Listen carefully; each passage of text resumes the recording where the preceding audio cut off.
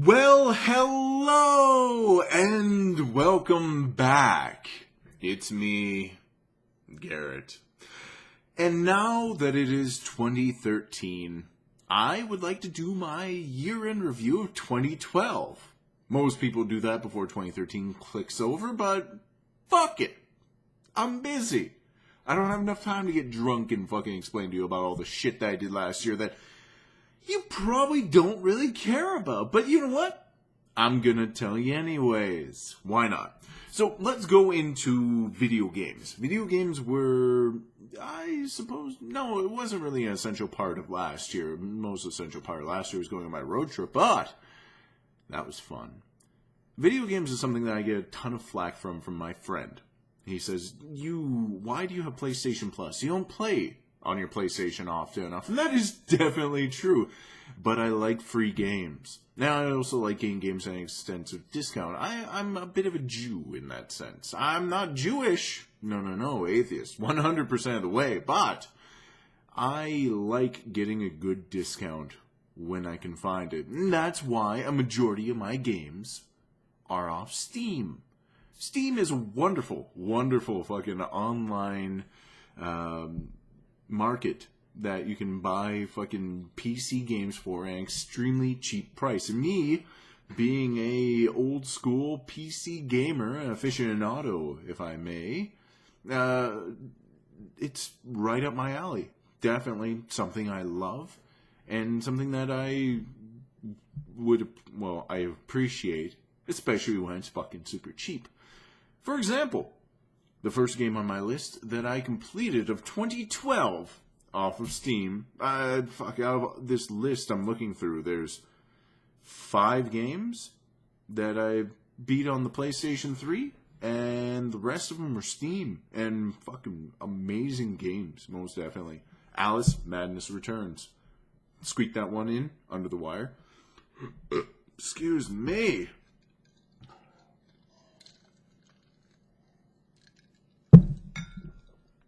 Now, Alice Madness Returns was done by Spicy Horse, which has absolutely no consideration for their user base. They have no patches that I've noticed for this game, and it is fucking buggy and broken, and sometimes it is practically unplayable on the PC.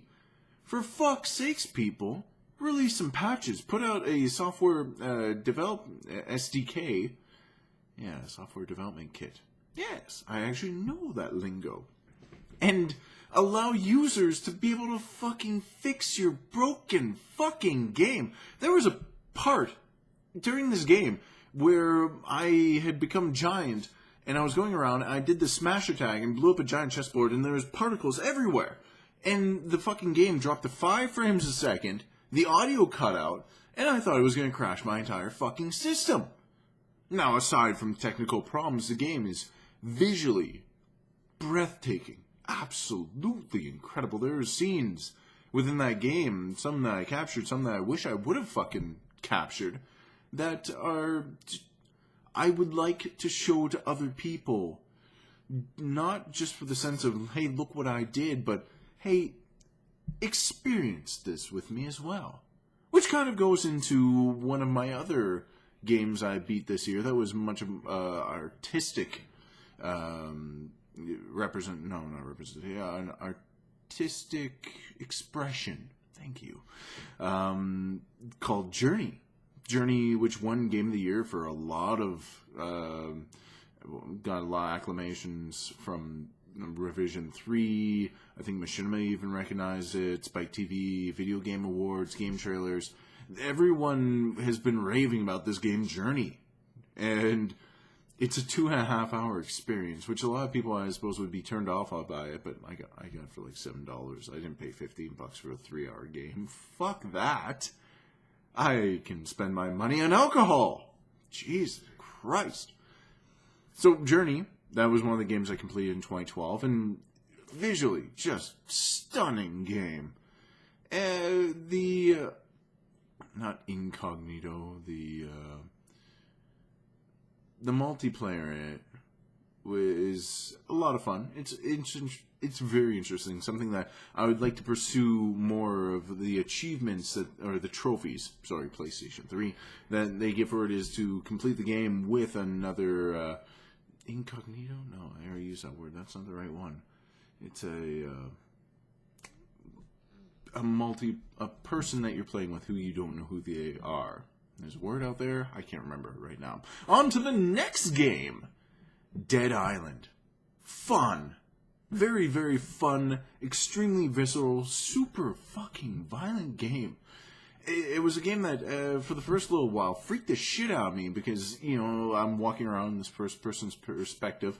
I'm walking down this road. Everything's fucked up and destroyed. All of a sudden I hear this fucking scream. And I'm like, holy shit, something's coming to kick my ass. And I turn around and there's a zombie. I kick the motherfucker in the chest and I beat his head in and chop his head off with the cleaver. And it's a fucking amazing and awesome. And then I run into my mother, not in the game, of course. That'd be fucking way too real. No, I run into my mother, and she's like, oh, my grandson's playing this extremely violent game. And I'm like, oh, what extremely violent game is he playing, Mom? Oh, it's a Craft of World War or something like. I'm like, World of Warcraft? She's like, yes, it's so violent. I shudder to think what you interpret Dead Island as if she thinks World of Warcraft is extremely violent. And then on the lower spectrum of that, there's Death Spank. Dead Island I played on Steam. Death Spank and Death Spank Thongs of Virtue. Very tongue-in-cheek comedy with those amazingly fun games. But I somewhat played them back-to-back. I was tinkering around with I think I was playing Death Spank. I was playing a little bit of Borderlands at the same time, and I was wrapping up some of the DLC in that. I think I was playing a bit of Dead Island as well, and I played too much of the Death Spank, which is RPG free roaming, kind of a hack and slash Diablo type.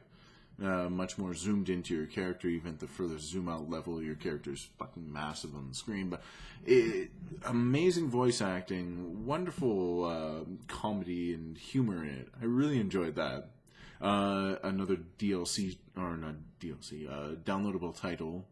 They're practically all downloadable on Steam. But that's not the point. Hell yeah, Wrath of the Dead Rabbit. Blah. Hell yeah, Wrath of the Dead Rabbit. That was a visually overwhelming game, almost. I wasn't too sure what was just background noise and what was interactive.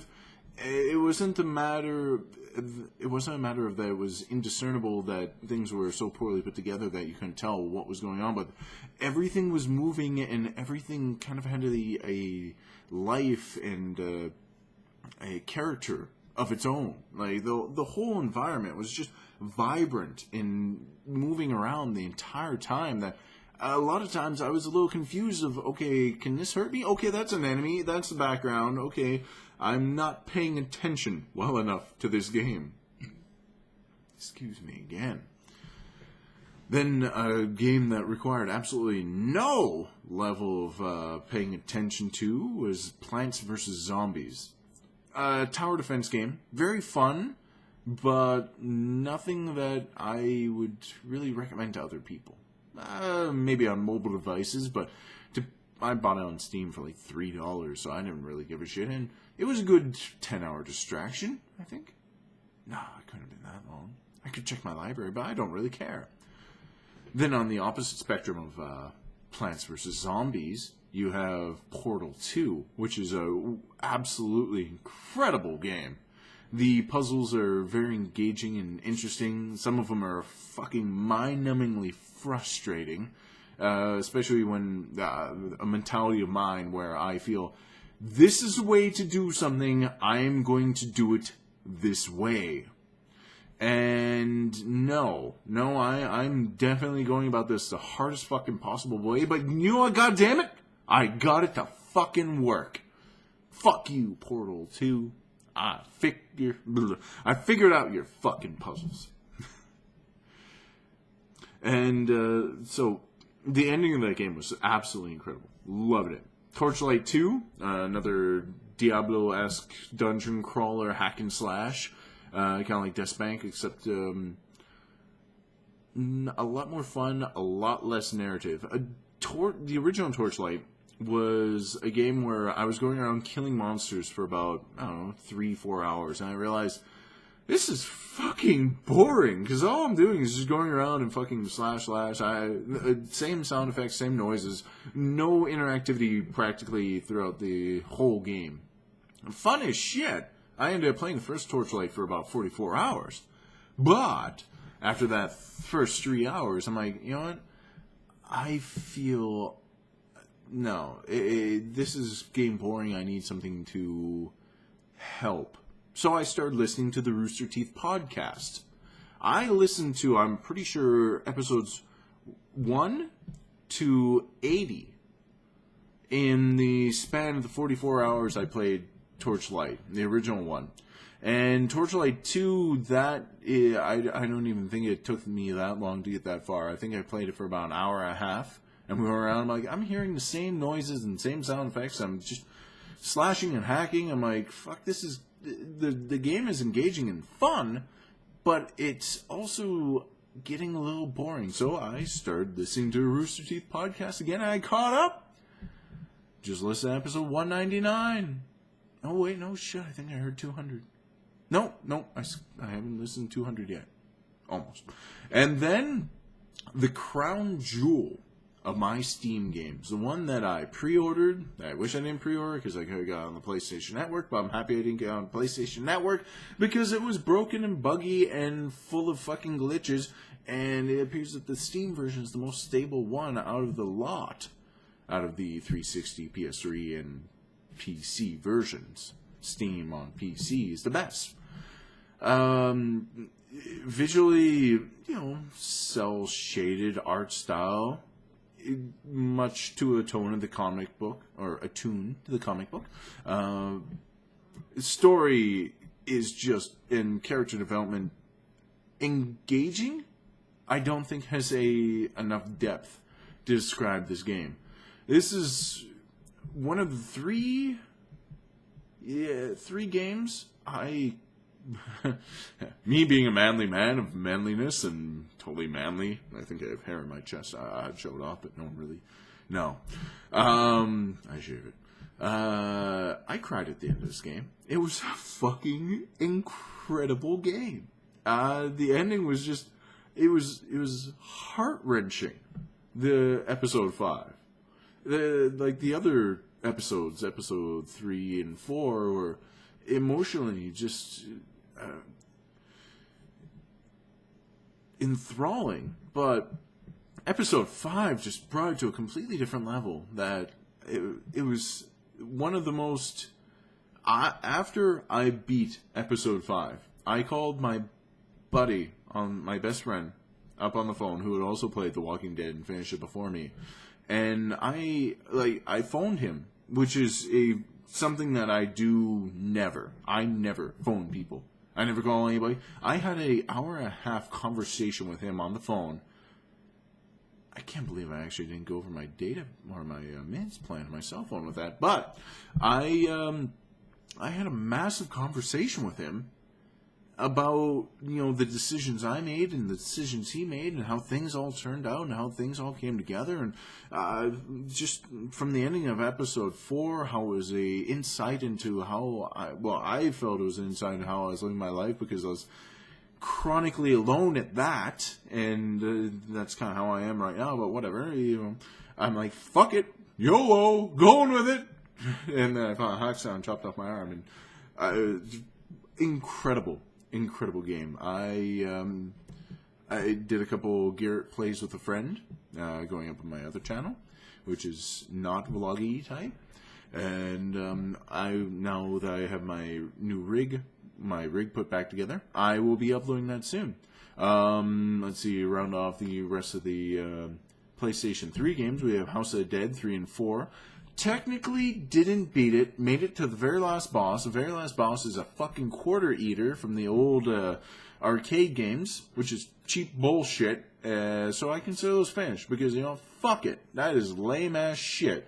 That the boss is so OP that you can't beat him unless you have mad skills, you're not drunk as shit. Neither of those things are going to happen in my case, honestly. House of the Dead Overkill, that one is a actual retail release, which isn't fucking a arcade bullshit, so it was actually easier. Yeah, it was easy to beat. I don't remember the end boss. Fuck, how drunk was I? Now, that was an incredibly fun game. And then Ratchet & Clank All for One, got that free off PlayStation Plus. Fucking very, very fun game, but they changed up a lot of the mechanics in the Ratchet & Clank series. I played that from the original PS2 era of Ratchet & Clank, Going Commando, Up Your Arsenal. I never played Deadlocked. I don't really have much interest to play Deadlocked. And those were extremely fun games as well. But All for One, still really great. Tried some of the online with people, and of course, unless your character's leveled up to pretty much the max, where you have everything unlocked and you have all the upgrades, everything like that, it's not really worth it at all. Getting a little long here, so I'm going to try to wrap this up quickly, but how can I when Batman Arkham City is my final game that I beat of 2012? Batman Arkham City, a total nod to anyone who is a fan of the Batman animated series of the early 90s. I would wake up early. I would have dreams about the opening theme to the Batman animated series. And the writers and majority, well, actually practically all the voice actors, Mark Hamill, Kevin Connolly, I believe was the voice of Batman.